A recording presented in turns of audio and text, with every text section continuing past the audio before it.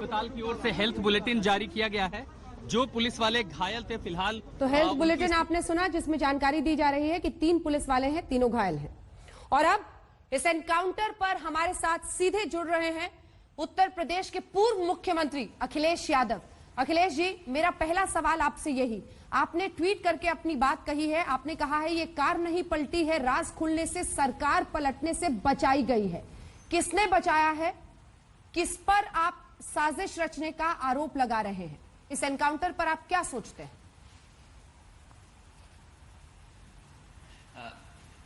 जिस दिन से ये घटना हुई है उस दिन से जिस तरीके से सरकार को फैसले लेने पड़ रहे हैं, पूरे के पूरे थाने को हटाना पड़ा, हर कर्मचारी पुलिस अधिकारी जो थे उनको हटाना पड़ा, कानपुर के पुलिस कप्तान बहुत दिनों से थे उन्हें हटाना पड़ा, जो चौबेपुर थाने के इंचार्ज थे जिन पर मुखबिरी का आरोप था उन्हें जेल जाना पड़ रहा है। और ये आरोप लग रहे हैं कि पुलिस की मुखबिरी पुलिस ने कर दी और जिसका परिणाम ये हुआ कि 10 जवान शहीद हो गए। 10 जवान शहीद हुए। 8 कुछ तो मौके पे जिनकी जान चली गई, कुछ इलाज के दौरान जिनकी जान चली गई। आखिरकार दोषी कौन है? और आज जब ये सूचना मिली है कि विकास का इनकाउंटर पुलिस ने किया है, कल तो ये खबर आ रही थी कि मंदिर में जाकर के उसने आत्मसमर्पण किया है। जिसने आत्मसमर्पण किया हो, उत्तर प्रदेश की एसटीएफ पुलिस लेने गई हो और रास्ते में ये घटना हो गई हो, ये पहली बार नहीं हुआ है जहां पर उत्तर प्रदेश की सरकार पर प्रश्न लगे हों। Human right commission, national human right commission ने सबसे ज्यादा अगर किसी सरकार को नोटिस दिए हैं तो उत्तर प्रदेश की सरकार को नोटिस दिए हैं। ये फेक इनकाउंटर या इनकाउंटर इसलिए किया गया है कि जिससे कि तमाम राज्यों से पर्दा ना उठ जाए। तमाम राज उसमें दफन थे कि कौन कौन शामिल था उसमें, कौन बढ़ावा दे रहा था, कौन पॉलिटिकल लोग थे जिसकी वजह से इतने बड़े अपराध उस इलाके में हो रहे थे। ठीक है, लेकिन अखिलेश जी, 2 चीजें। एक तो पहले आपने कहा था 10 पुलिसकर्मी, उस एनकाउंटर में, शूटआउट में दरअसल 8 पुलिसकर्मियों की मौत हुई थी। मेरा सवाल अगला आपसे यह है कि जिस तरह से बीजेपी पूरे मामले को रख रही है, उनका यह कहना है कि विकास दुबे की मां ने बीते दिन कहा था कि वो समाजवादी पार्टी में इस वक्त था। उससे पहले उसकी पत्नी के भी समाजवादी पार्टी से मेंबरशिप का पेपर दिखाया गया। क्या समाजवादी पार्टी से उसका कोई रिश्ता किसी भी वक्त पर नहीं रहा? क्योंकि राजनीतिक संरक्षण इस व्यक्ति को हर पार्टी से मिली थी। उसने 2 बीजेपी विधायकों का नाम लिया था, उन्होंने मायावती बहन जी का नाम लिया था, कहा था मुझे चेहरे से पहचानती है, मेरे दोस्तों को टिकट देती है। हर पार्टी से इसके रिश्ते थे। राजनीतिक संरक्षण इसे हर सरकार में मिला। 1990 से इसने अपने अपराध की दुनिया में कदम रखा था और 2020 तक लगातार हत्याओं पर हत्याओं का आरोप इस पर लगता रहा, लेकिन कभी भी अपने अंजाम तक ये कानूनी प्रक्रिया से नहीं पहुंच पाया। अखिलेश, हाँ, हालांकि अगर संभव हो, शायद ये संभव नहीं होगा कि 5 साल के हम सीडीआर निकलवाएं और उनके और उसके आसपास के लोगों के। मैं समझता हूं जो आरोप समाजवादी पार्टी पे लगाया जा रहा है, समाजवादी पार्टी की मांग है कि पिछले 5 साल का सीडीआर जनता के सामने रखा जाए, जिससे ये जानकारी हो सके कि कौन कौन से पॉलिटिकल लीडर्स या कौन सी पॉलिटिकल पार्टीज के सीधे सीधे संबंध थे। जहां तक सवाल चुनाव लड़ाने का है, उस जगह पर, उस वार्ड में जिला पंचायत सदस्य के चुनाव में समाजवादी पार्टी की प्रत्याशी दूसरी महिला थी, उनको चुनाव लड़ाया गया था। जहां तक ये पर्ची दिखाई जा रही है कि समाजवादी पार्टी के बुलेटिन के मेंबर थे। कल को अगर कोई और मैगजीन उसके पास होती तो क्या वो सीधा सीधा उसका मालिक उसके लिए वो था? पता नहीं, वो थी भी पर्ची के बाद में बना ली गई। ये बीजेपी से अच्छा कोई नहीं जानता। मुझे दुख इस बात का है कि उनकी मां से भी ये कहलवा दिया गया कि हां, ये समाजवादी पार्टी का सदस्य था। तो देखिए बीजेपी की कितनी बड़ी चाल है, और बीजेपी की सरकार होते हुए बीजेपी को अपने अधिकारियों पे कार्रवाई करनी पड़ रही हो, पूरा का पूरा थाना उन्हें हटाना पड़ रहा हो। जो शहीद हुए हैं उनको दिखावे के लिए, जिससे कि पूरी की नाराजगी भारतीय जनता पार्टी पे ना हो, इसलिए दूसरे पार्टियों का भी नाम ले लें। मेरी मांग है कि सीडीआर जारी करें, सीडीआर जनता को दिखाएं कि कौन कौन इसमें शामिल थे। जो इनकाउंटर हुआ है वो इसीलिए हुआ है कि भारतीय जनता पार्टी के नेताओं के राज न खुल जाएं, भारतीय जनता पार्टी का राज न खुल जाए।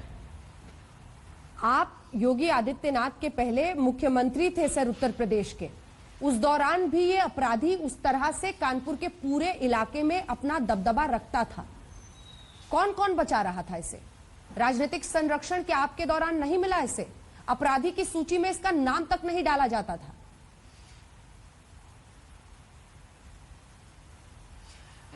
जिस समय थाने में एक मंत्री की हत्या हुई है, अगर उसी समय कार्रवाई हो गई होती और उसी समय ठोस फैसले ले लिए गए होते तो शायद ये दिन देखने को नहीं मिलते, हमारे वीर जवानों को शहीद नहीं होना पड़ता। आखिर कौन था? मंत्री की हत्या के बाद उसमें कार्रवाई नहीं हुई।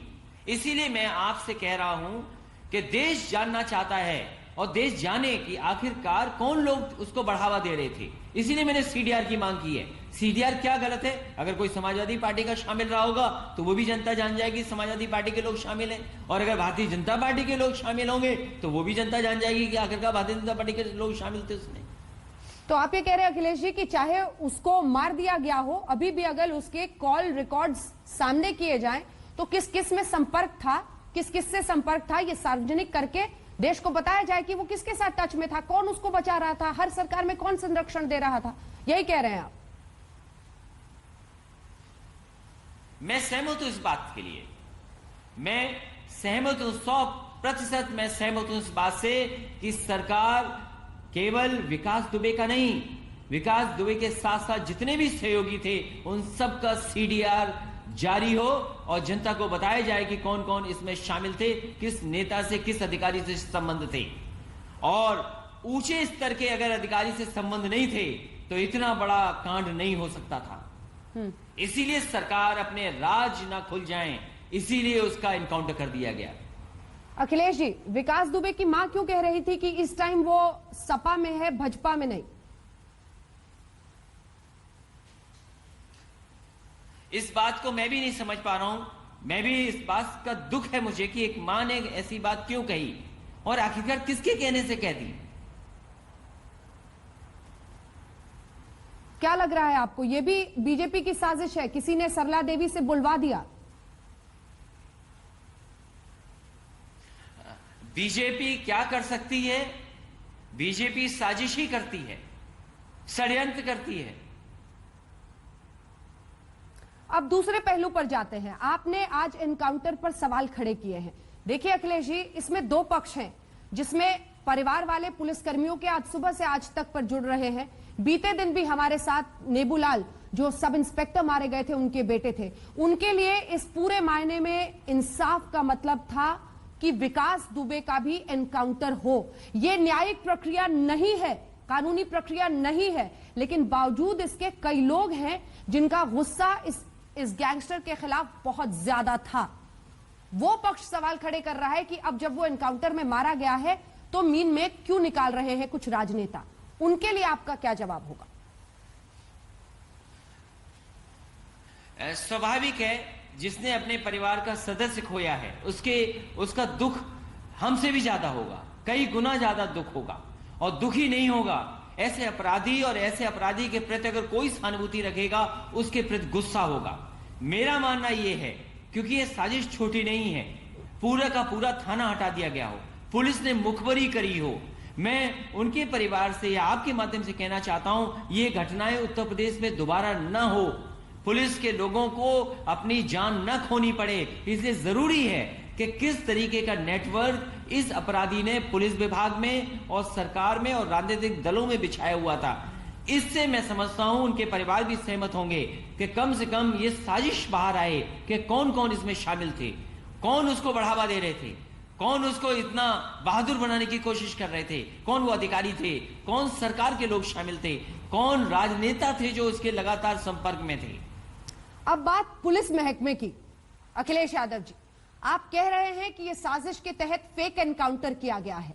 बीते दिनों से हम देख रहे थे ADG law and order Uttar Pradesh के प्रशांत कुमार कह रहे थे कि जो भी होगा नजीर साबित करेंगे। साफ संकेत थे कि पुलिस महकमा क्या चाह रहा था उनका गुस्सा भी चरम पर था, क्योंकि उनके 8 साथियों को इसी विकास दुबे ने मरवा दिया था शूट आउट के दौरान।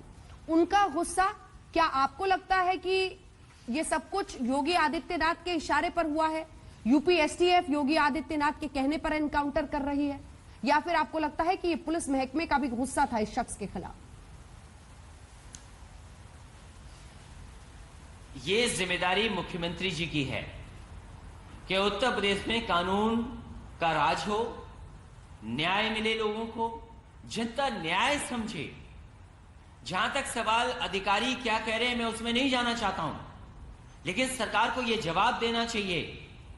ये इनकाउंटर जो भी हुआ है, जो पुलिस ने किया है, पुलिस के बारे में मैं जो कह रहा हूं मैं विचार रख चुका हूं, लेकिन सवाल ये सरकार का, सरकार चाहती है कि ठोका जाए लोगों को, तो कई बार लोग भूल जाते हैं किसको ठोकना है।